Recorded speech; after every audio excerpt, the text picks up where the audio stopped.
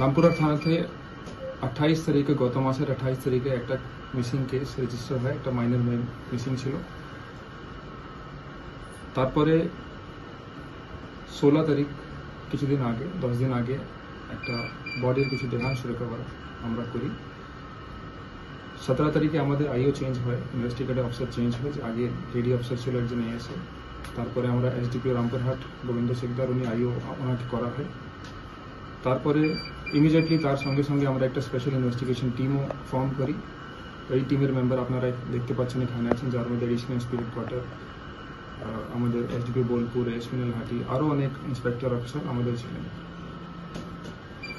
Special investigation টিমের যে investigation ছিল সেটাকে ডেলি বেসিসে আমরা সুপারভাইজ করতাম, আমি নিজে সুপারভাইজ করতাম। গত অনেক দিন ধরে আমরা এখানে রামপুরহাটে আমরা থাকছি, সারাদিন সারা রাত আমরা যুদ্ধকালীন তৎপরতায় আমরা ইনভেস্টিগেশন করেছি। এই কেসে আমরা একজন লোককে অ্যারেস্ট করেছি, আপনারা জানেন। আমরা ওই লোককে অ্যারেস্ট করেছি, 16 তারিখে অ্যারেস্ট করেছি।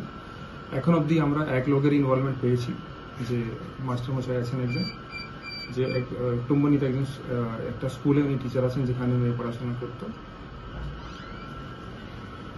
এটা এই মাস্টারকে ছাড়া অন্য কোনো লোকের আমরা এখন অবধি পাইনি।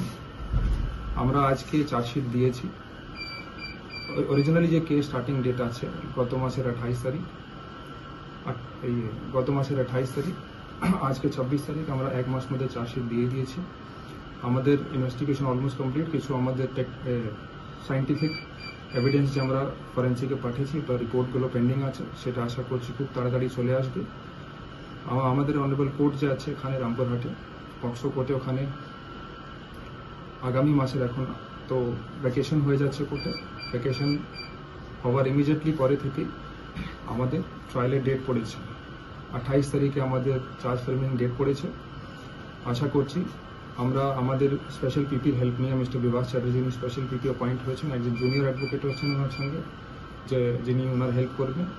আশা করছি খুব শীঘ্রই, যেরকম আমরা চার্জশিট দিতে পেরেছি, আমরা সবাই জয়েন্টলি একটা এফোর্ট করে আশা করছি খুব শীঘ্রই আমাদের ট্রায়াল আমরা শেষ করতে পারবো। অ্যান্ড যে আসামি আছে ওকে আমরা ম্যাক্সিমাম পানিশমেন্ট কোর্টের মাধ্যমে আমরা সাজা করাতে পারবো। যে আমরা চার্জশিট যেটা ফাইল করেছি সেটা নর্মাল বিএনএস সেকশন, যে আমাদের বিএনএস, পক্সো, এসসি/এসটি অ্যাক্ট, 3টে অ্যাক্টেই আমাদের চার্জশিট হয়েছে। চার্জশিট আমাদের কোর্টকে জমাও পড়ে গেছে। আশা করছি আগেন খুব শীঘ্রই আমরা আমাদের ট্রায়াল কমপ্লিট করতে পারবো। কোশ্চেন আর কিছু? দুটো প্রশ্ন আছে। প্রথম হলো যে 28 তারিখ নিখোঁজের অভিযোগ হলো, যথারীতি যেরকম নিখোঁজের অভিযোগ হয় আর 5টা ঘটনা। এক্ষেত্রে কিন্তু পরিবার যেটা অভিযোগ করছে যে সেইভাবে পুলিশ গুরুত্ব সহকারে দেখেনি, তার কারণ শহর থেকে নিখোঁজ হয়েছে তেমনটা অভিযোগে করা হয়েছিল। তাহলে কি শহরের সিসিটিভি ফুটেজগুলো যদি পুলিশ অতি দ্রুততার সাথে দেখতো, তাহলে কি এটাকে রিকভারি করা সম্ভব হতো? দেখুন, আমাদের কাছে 28 তারিখে কমপ্লেন্ট এসছে, 28 তারিখে মেয়ে মিসিং হয়েছে, 28 তারিখে কমপ্লেন্ট এসছে, 28 তারিখে আমাদের কেসও রেজিস্টার করা হয়েছে। ইনিশিয়ালি একটা কিডন্যাপিং কেস রিকভার করা হয়েছে একজন আমাদের থানার লেডি অফিসারকে, একজন মেয়ের মিসিং হয়েছিল, সেজন্য একজন মেয়ে অফিসারকে আমাদের আইও ইনভেস্টিগেটিং অফিসার করা হয়েছিল। কিছু অ্যালিগেশন আমরা পেয়েছি, যেরকম আপনারা বললেন, আমরা সেটাতে ইনকোয়ারি করছি। যদি ওখানে কারো কোনো ল্যাপস পাওয়া যায়, ডেফিনেটলি আমরা ইন্টারনালি আমাদের যা অ্যাকশন নেবার আছে এগেন্স্ট দ্যাট অফিসার, ওটা আমরা নেব। তারপরে যখন আইও চেঞ্জ হয়েছে বা যখন বডি রিকভার হয়েছে, তখন তারপরে থেকে কিন্তু আমাদের হোল হার্টেডলি আমরা সবাই চেষ্টা করেছি যত তাড়াতাড়ি সম্ভব। খুব কম হয় কি এরকম এত তাড়াতাড়ি খুব চার্জশিট করা হয় কিন্তু।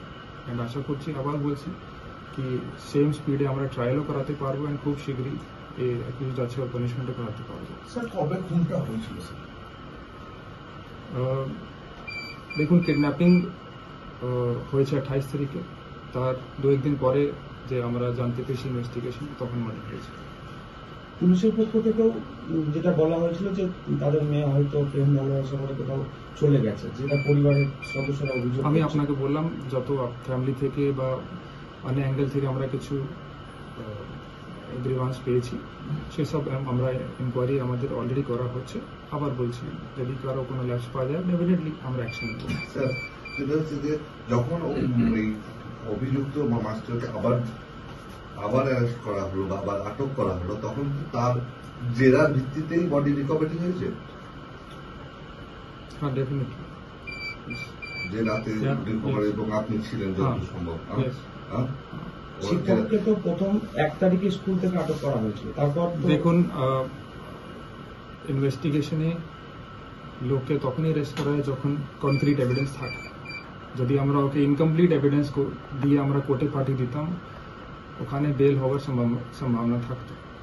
সেই জন্য আমরা যতক্ষণ আমাদের কাছে কনক্রিট, সায়েন্টিফিক, টেকনিক্যাল, ম্যানুয়াল আমাদের কাছে এভিডেন্স আসেনি, অতক্ষণ আমরা অ্যারেস্ট করলাম না। কিন্তু যেই মুহূর্তে আমাদের কাছে টেকনিক্যাল সায়েন্টিফিক এভিডেন্স এসছে, ম্যানুয়াল এভিডেন্স এসছে, সঙ্গে সঙ্গে ওকে অ্যারেস্ট করা হয়েছে। তারপরে আপনারা জানেন খুব দ্রুত গতিতে আমরা ইনভেস্টিগেশন করেছি এন্ড খুব শীঘ্রই আমরা চার্জশিটও করেছি। স্যার, এই যে সাক্ষীটাকে ধরা হচ্ছে, যাকে সাক্ষী করা হয়েছে যে মহিলাকে, হুম। সেই মহিলাকে কবে এই অভিযুক্ত শিক্ষক ডেকেছিল? সেটা আমি ইনভেস্টিগেশনের ডিটেল কোন আপনাকে এই মুহূর্তে দিতে পারবো না। আমাদের ইনভেস্টিগেশন এখনো অনগোয়িং আছে। আমরা চার্জশিট দিয়েছি। আমরা আরো আমাদের সাপ্লিমেন্টারি চার্জশিট এখনো দেবো আমরা। স্যার, মহিলার সঙ্গে কি শিক্ষক আগামী কোনো সম্পর্ক ছিল? সেটা আমি কিছু এখন আমাদের ইনভেস্টিগেশনে এটা কিন্তু রেলিভেন্ট নেই। অ্যান্ড বলছি 2-3টে পার্ট ছিল যেটা শোনা যাচ্ছে, এটা কি এখনো দেখুন, আজকে আমরা আর্লি মর্নিং আমাদের সিনিয়র অফিসার, আমাদের এডিশনাল এসপি, আমাদের এএসপি নরহাটি ছিলেন, আমাদের এসডিপিও ছিলেন, অনেক অফিসার, আমরা সবাই ড্রোন দিয়ে, বোট দিয়ে, ডিএমজি টিম স্পেশালি ব্যারাকপুর থেকে অনেক দিন ধরে এখানে পড়ে আছে। ডেইলি বেসিসে আমরা এখনো চেষ্টা করছি রিকভারি করার বাকি পেন্ডিং পার্টস। এখনো আমরা চেষ্টা করতে থাকবো। একটু আগে আমাদের মিটিং হয়েছে, আমরা চেষ্টা চালাতে থাকবো। এখনো আমরা চেষ্টা করছি recover করার। স্যার, অভিযুক্ত শিক্ষকের দুটো বাইক, একটা স্কুটি বাজেয়াপ্ত সিজ করা হয়েছে। সেই স্কুটি থেকে যতদূর খবর পাওয়া গেছে, অভিযুক্ত এই ছাত্রীটির গার্মেন্টস, কিছু রক্তমাখা গার্মেন্টস কিছু পাওয়া গেছে। এটুকু স্যার আমার ইনভেস্টিগেশনে আমি আপনাকে আগে বলেছি, ইনভেস্টিগেশনে কি ডিটেল আছে এখানে আমি বলতে পারবো না। আই अगेन রিকোয়েস্ট, ইনভেস্টিগেশন আপনি কোন ডিটেল আমাকে জিজ্ঞাসা করবেন। ঠিক। আরেকটা বিষয় হলো, ওই স্কুলেরই একজন প্যারা টিচার পান্থ দাস এবং আরো একজন শাসক দলের নেতা, গ্রামবাসীরাও নাম তুলছে এবং আজকে একটি রাজনৈতিক দলের তরফ থেকেও দাবি করা হচ্ছে যে থানাতে প্রভাব খাটিয়ে শিক্ষককে প্রতিটি ছাড়িয়ে দিয়ে যাওয়া হবে। নেই, এটা ভুল ইনফরমেশন। যখন আবার বলছি, ক্লিয়ারলি বলছি, আমাদের কাছে যদি এভিডেন্স যখন এসছে তখন আমরা ওই লোককে অ্যারেস্ট করেছি। অ্যান্ড আমি আপনাদের মাধ্যমে সবাইকে জানাতে চেয়েছি, ওর ম্যাক্সিমাম পারমিসিবল পানিশমেন্ট যেটা অ্যাজ পার আইন আছে আমরা সেটা চাই। খুব বাজে একটা ঘটনা ঘটেছে, এটা খুবই খারাপ একটা ঘটনা ঘটেছে, সেটা নর্মালি হয় না, rarest of the rare case আছে। আমরা চেষ্টা করব ডিউরিং দ্য ট্রায়াল প্রসিকিউশনের হেল্প নিয়ে ওর ম্যাক্সিমাম পানিশমেন্ট হবে। এর মধ্যে একজনই লোক ইনভলভ ছিল, এখন অব্দি আমরা এক লোকের ইনভলভমেন্ট পেয়েছি। এর মধ্যে কোনো কর্নার থেকে পুলিশকে কোনোভাবে ইনফ্লুয়েন্স করা হয়নি। সে কোনো রিকনস্ট্রাকশন হয়েছে? সবকিছু হয়েছে। আপনি বারবার ইনভেস্টিগেশন ডিটেল কেন জিজ্ঞাসা করছেন?